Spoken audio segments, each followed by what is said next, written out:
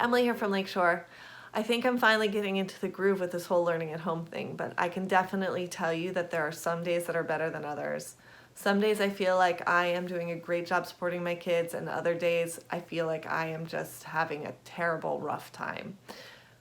That's totally normal, and I'm sure many of you are feeling the same way.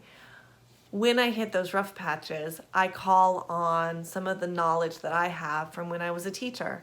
And I know so many of you are being asked to go above and beyond and, be and do things that you may not have any background in. Because of that, at Lakeshore, we wanted to share some expert knowledge that will hopefully help you as you are at home supporting your kids. We're going to be coming out with some quick short videos from our Lakeshore experts that'll help you understand things like, what does a normal lesson look like in school? If you work with your kids in that same format, it'll help them feel comfortable. It's a structure they're used to. How can you support positive behavior at home? And a whole wide range of other things that'll help you support your kids at home. Some days can be super challenging, but let me tell you, I know you're doing a good job. Keep up the good work. Give yourself a huge pat on the back because I know you deserve it.